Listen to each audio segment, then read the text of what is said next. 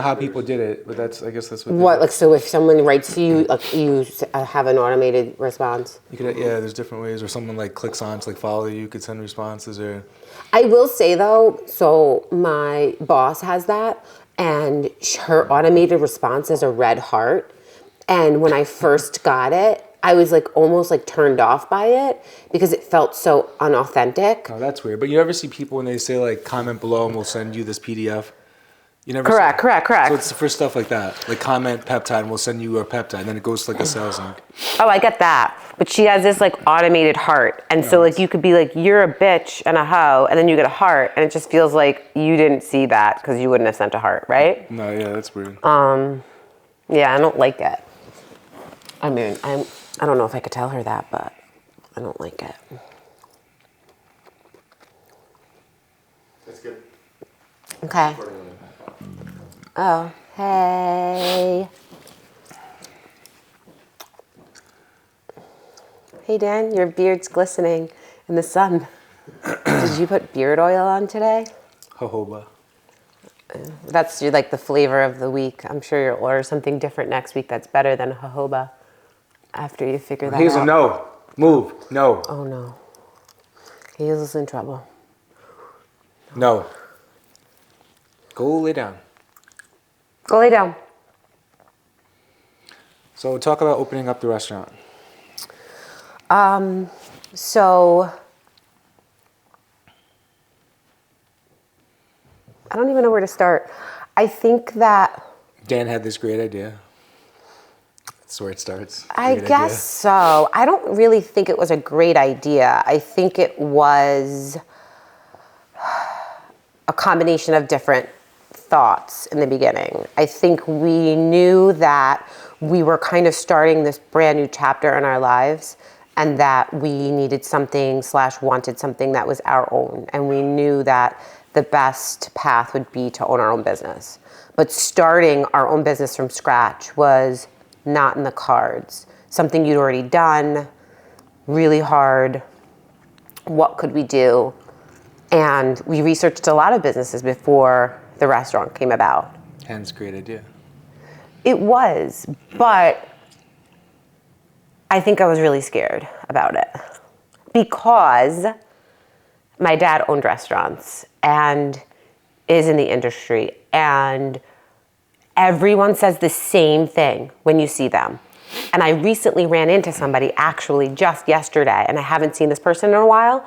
She's lovely and so sweet, but she was like, why did you pick the hardest business on the planet? That is what people think when they think restaurateur. It's very hard, hours are crazy. I never saw my dad when I was little. But any new business is like that. And everybody who says this, I feel like, has no idea with any business, because any startup business requires the same level of attention, right? So I agree, because I have friends that have businesses and they too claim it's very hard. I think the hours right are long. So if you want to supervise it, there's a lot of hours to supervise. But again, if you chose between starting your business from scratch or even buying a pre-existing restaurant with staff in place, I still think it's easier doing the latter. I agree. I think that Enrique is going to shoot both of our businesses, so you can see. I mean, the gym was hard. Like, people are like, how was running a gym? It was fucking hard. Like, when I set up for my gym, it was set up just for personal training and small group. It was never set for membership. And then I had friends that were trainers, and then they would rent space, and then that wasn't consistent. And then COVID happened, and then I turned a non-membership gym into a membership gym without having the support for memberships. So it's hard to track members. I was getting paid through Venmo or Zelle. It wasn't like organized for what we became. we know it wasn't organized. So we know. It was hard. I know. I think that buying a pre-existing business that is doing well is the smarter idea, but it's still really, really hard. And then you take this already pre-existing business, which has a great name, thankfully, but now you want to make it your own. So you have to find ways to reinvent it a little bit, you know? Especially when people are used to the same thing for 30 years. Right. And that doesn't mean that it's what we want or how we want it, right? So I think that in all, it's great, but now it's about taking the next step. So how do we take this business to the next level and reinvent and create some newness? Hence the idea of building a bar. And just social media and having people like Nikki and Fran and Snack Time. I think, social media is huge with food. I mean, I think even bigger than fitness. I mean, I think social media is really driving like the restaurant and takeout and who wants to try what food and what's on TikTok. Absolutely. I follow this guy. I'm obsessed with him. He's a nail artist, and I just started following him. I told you. I believe he's in Michigan. He has like 200K followers. People are traveling 5 hours on planes to get their nails done by this guy. And he himself is saying how like shocked he is. He's like, I wouldn't do that. I don't know. You came 5 hours to get your nails done. And then, but it makes sense because we had this really lovely couple come in and they were coming from Poughkeepsie. Not quite 5 hours, but you still say to yourself, wow, like you traveled all this way for our garlic knot sandwich. Like, thank you. No, for but, sure. wow. And they wouldn't have known other than social media. We have a huge order tomorrow for a basketball team that like the mom called because the boys saw everything on social media. Again, not a client that we would have had if we didn't do the social media. Yeah, the first weekend when we launched that video, I mean, we had like 200 sandwiches sold. It was crazy. It's scary though. Social media is really like kind of a little bit of a mind fuck because even for myself, like you go out there, you step out on that ledge and you're like, I'm going to be out there, right? And it's scary to be out there because a lot of judgment and whatnot. And then you put this video out and you think it's kind of good. You're like, oh, this is really good. And then like not a lot of people view it or it doesn't really take off. So it's hard to like do it again because you still have that same. I don't give a fuck. You just keep posting and your reach gets wider and wider. I know, but you can't look at every individual video. The dumbest videos go viral and the best videos have low views, but it doesn't matter. I know. Enrique told me to post 5 times a day and it works, so that's what I do. I know, but you're better at it than me. No, I'm not. I just do it more. I have a hard time filming myself. It's awkward. I think it is awkward talking to a camera. But either way, I think every business in this day and age, especially food businesses, everything, you're not going to be known. There's not like an ad in the paper, so it's 100%, like, but I need to know, and so maybe someone will comment and respond to this question, but like I follow a few different like influencers, let's say, and there's this one influencer, I don't know where she lives, but it's all about like her family and like things she likes and whatever, and she's had a baby, and it's like overnights with a newborn, and she's literally filming herself in the glider, in the kitchen, on the floor, How? Do you have tripods in every single room and they're literally nonstop filming? Probably. It has to be.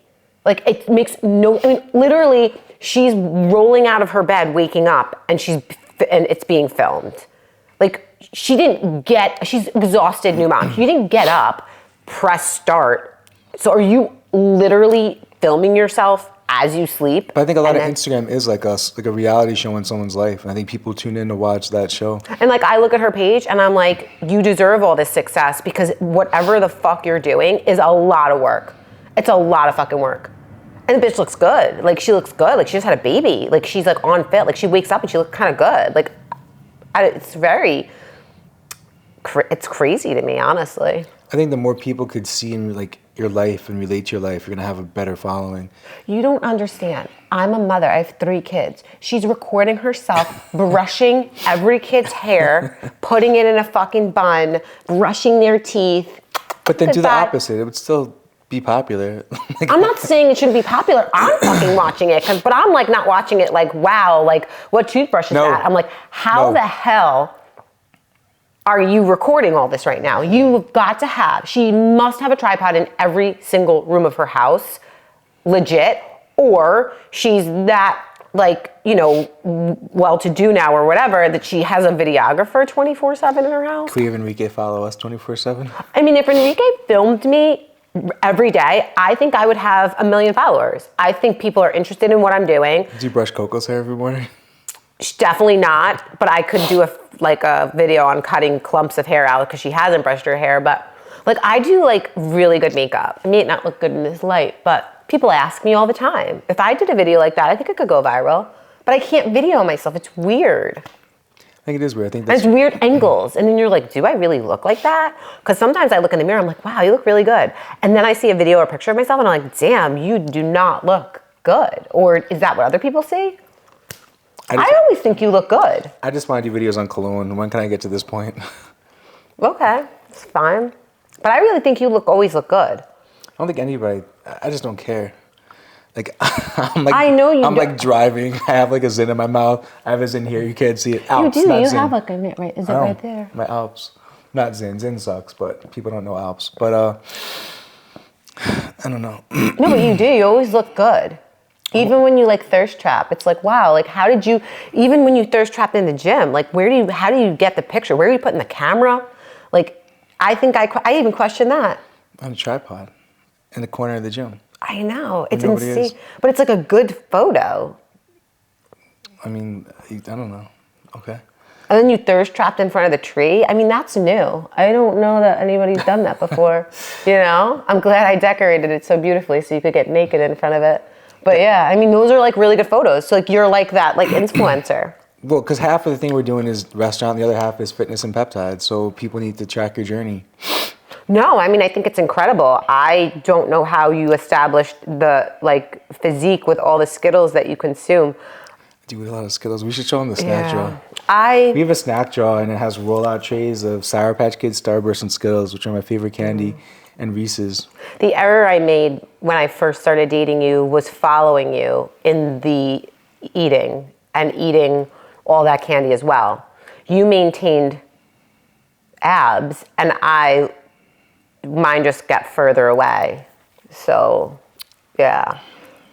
I'm gonna have to start thirst trapping soon too because I'm peptiding it up. That's right. Yep. Transcription peptides. Check it out. I want to go back to something else really quick because people ask me all the time, like, would I start another gym? And I do want to have other businesses one day. And people watch us ask, you know, how would I start a gym? I think just for anybody who wants to start a gym, don't just rent space somewhere and have your high rent and try to personal train clients. I think you get investors together, you buy a piece of commercial property, you sublet out different parts of the property to pay for your rent. And now worst comes to worst, you own a warehouse, you own a piece of commercial real estate, and then you could replicate that business, same as McDonald's did. So I think if someone wants a gym, you have to buy the space and then become. I don't even know. I mean, I love the content, but I don't even know why anyone would want to like own a gym at this point. I get the passion behind fitness because I have that passion too. But now there's Lifetime and there's bigger And how do you gyms. compete with that? You can't because I know a lot of women that go to those gyms. I was one of those women. Yeah, but they all came to my gym. You could if you have a unique. But I'm unique. The women I trained with are unique. They want something different. There's not enough of them to, Right. you know what I'm saying? You have the majority of the women want group fitness. They want Pilates, yoga. They want a coffee bar and But a if you sauna. took all the people in Westchester, and there's not a lot of amazing gyms. People go where they go out of like convenience and necessity. So if you built a cool gym, that especially here, Florida has a lot of cool gyms. But if you built a cool gym in Westchester, you would get everybody to go because either you're going to Mount Vernon, which sucks to park. I agree. No, I'm not saying it's a no-go. I'm just saying, You'd have I to have guess. a unique idea, you know. Yeah.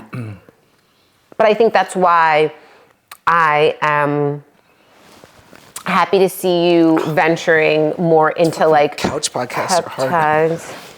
peptides and that path because I think that as much as you love food and I know that like restaurants are your passion too, I think your first true love I don't is love fitness. food. I like people.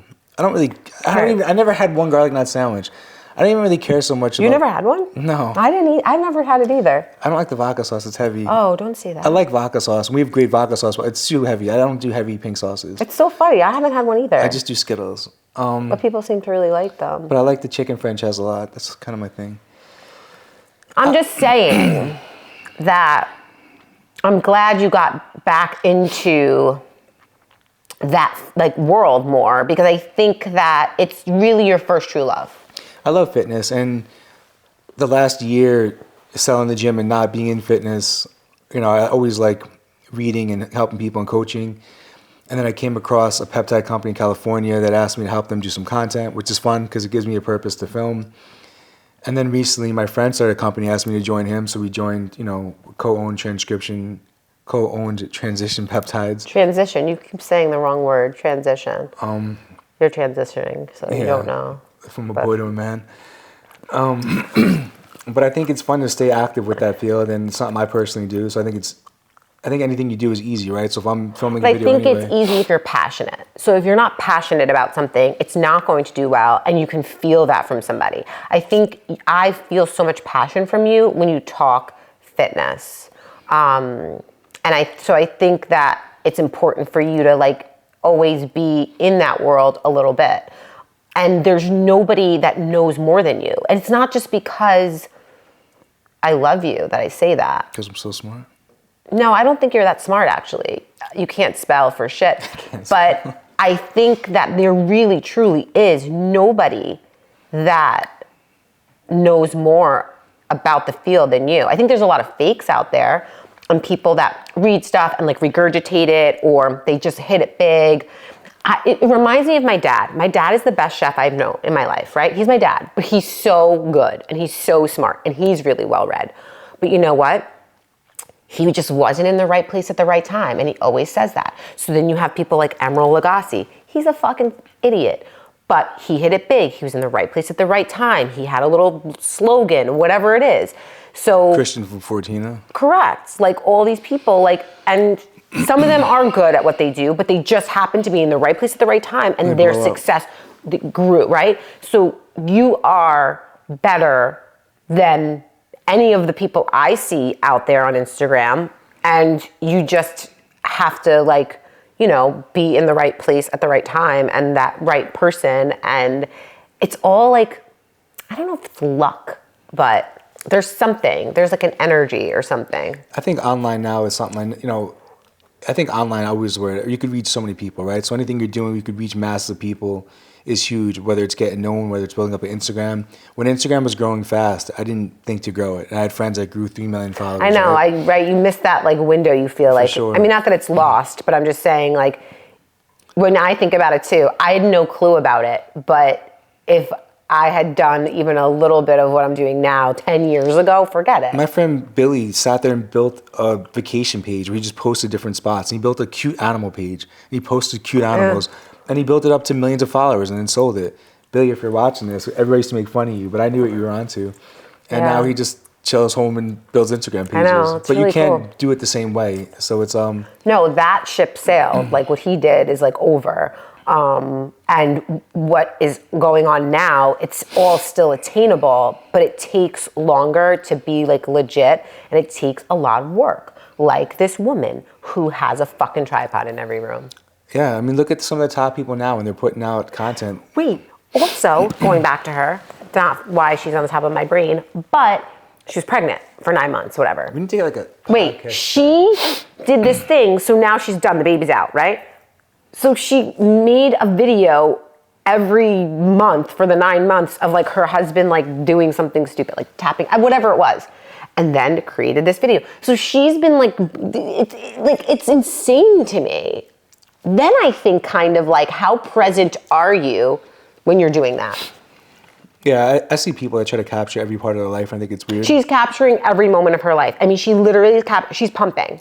The milk, the breast guys milk. in fancy cars will go to a restaurant and they say that they'll do laps until they can find a parking spot right in front of the restaurant. I think that's hilarious. I think that's gay. But yeah, where are you present in those moments? I'll go to my daughter's chorus performance, and I do use my camera because I can't see, so I zoom in, and this way I could see her.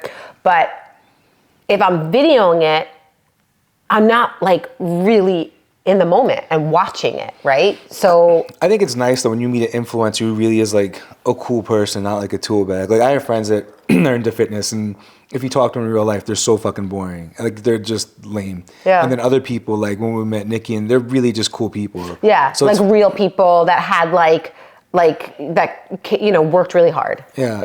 But they're just, you would hang out with them outside of, Yeah, you know yeah. what I mean? Funny too. Really funny. Just cool people. I think you Yeah. have to do business with people you like. I have another guy right now that's helping us promote the peptides. I can't mention him, but he has a huge following. But he's just a normal person, Yeah. And it's nice when you get to work with people that are like yourself. But I think that's like maybe also the biggest issue in social media I want to talk about for myself, is that people, it's so unrealistic, like a lot of what we see. And people are promoting, let's say they're promoting skincare, right? Because I'm an esthetician on the side as well, because we have like 8,000 jobs. But for me to talk about my skin and then put 14 filters on it, it's deceiving, right, to the community that wants to really know. But I think social media is moving towards like relatability. I think now people really like to see. I think so more real too stuff. sometimes, but then I think like we live in the most fucked up time, because now we were in a time when it was like, it was okay to have a few extra pounds on you, and we were like putting models on the runway that were a little heavier, and was there Ashley Graham? She was like really big. She's like a bigger size model. Now, I mean, we have fucking people, celebrities, everyone is on Ozempic.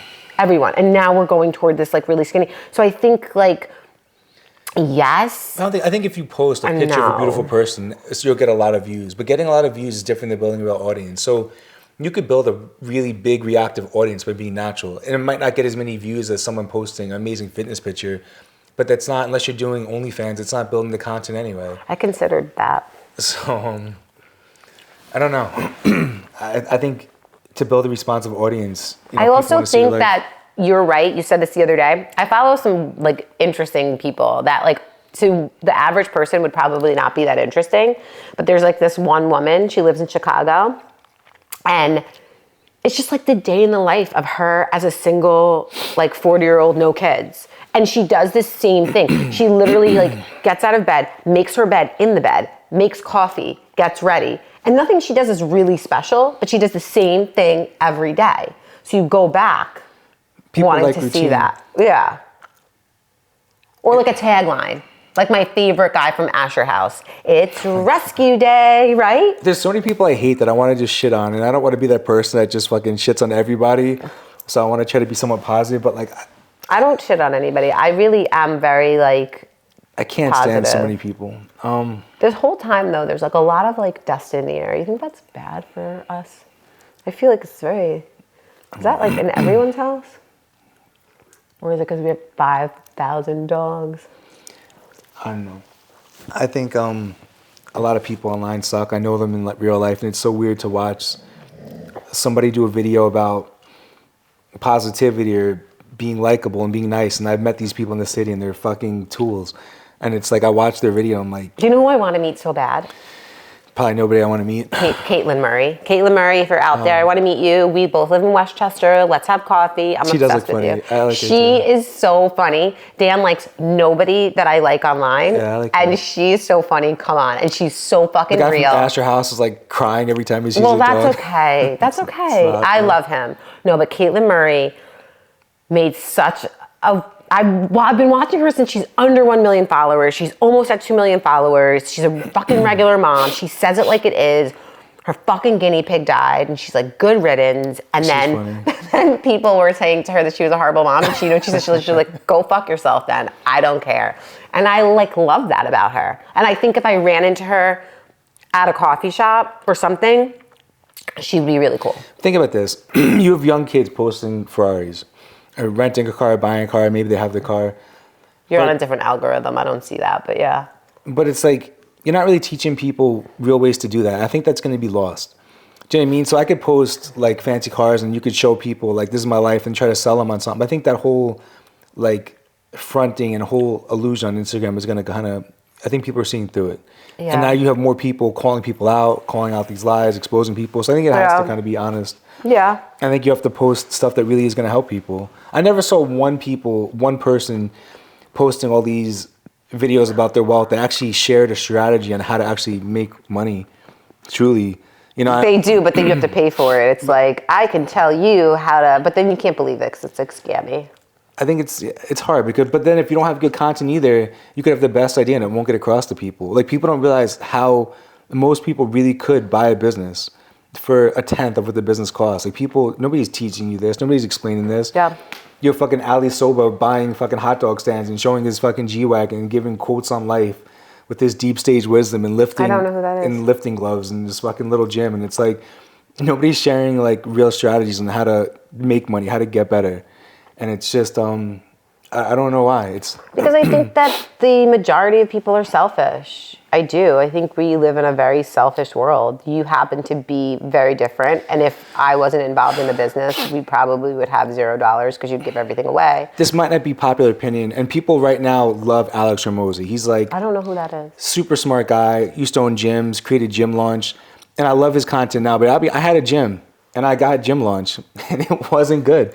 But he sold it for fucking $20 million. So it's like, you know, I don't know. Like, Lucky.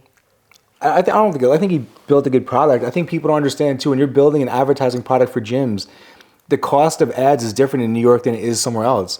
So to pay for advertising online and social media through Facebook in New York is a different price in other places, and it's so expensive. So you have a struggling gym owner who's now paying $5,000 a month in ads and not bringing in the traffic. That's not so helpful.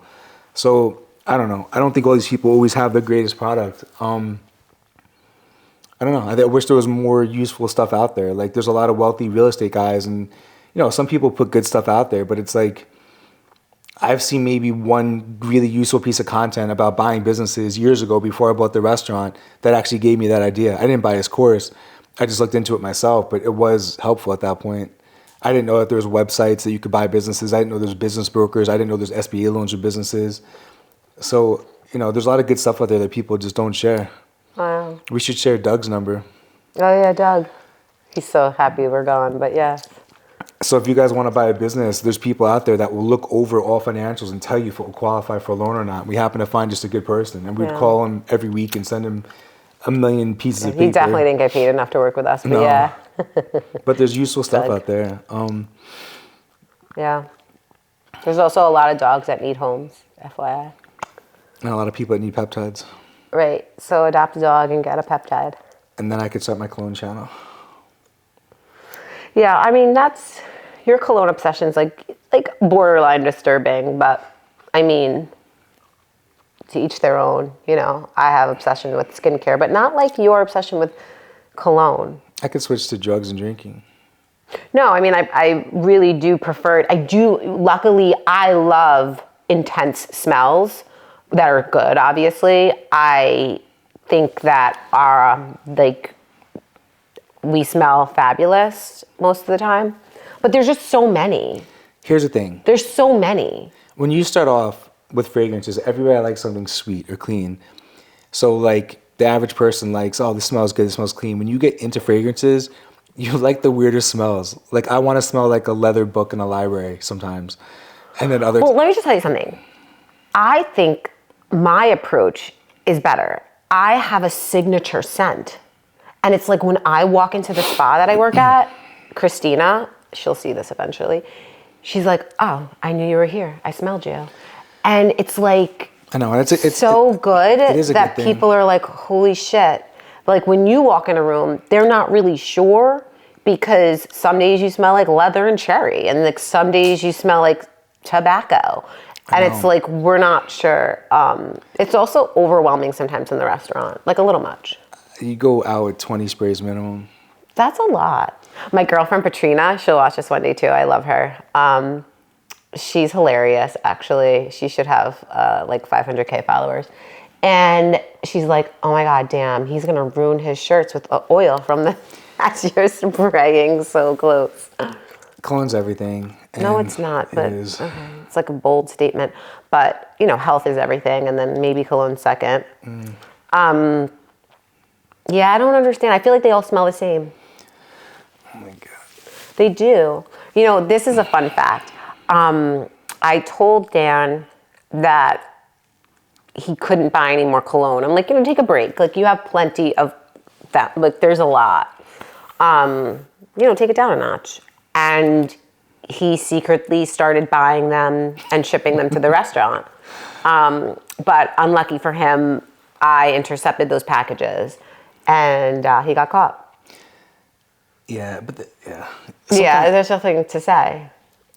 It's too many. Anyway, that's the next content's going to be perfume content because I love it. And We went to a perfume, like a fragrance Expo. expo. That was interesting. I didn't know they existed. Yeah.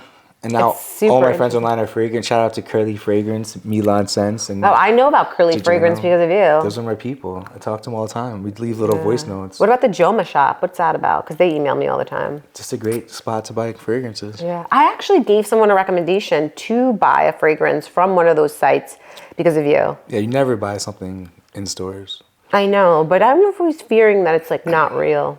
No, maybe on like eBay or something. But I've never bought anything from eBay.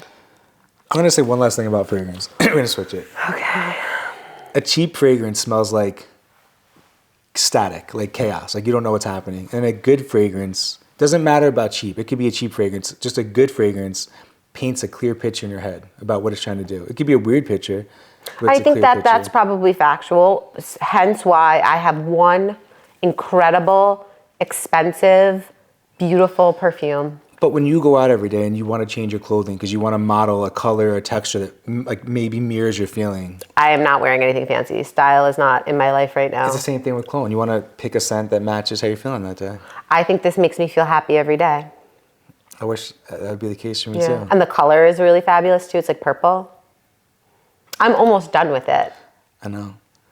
She likes Louis Vuitton elves, and you could actually refill them after you use them all. And it's not elves, actually. I thought it was elves. It's. I don't have. I think it is elves. No, it's not, because I looked it up and it's French.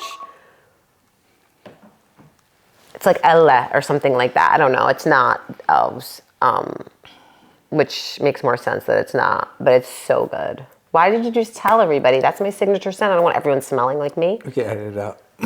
All right. Well, there goes that.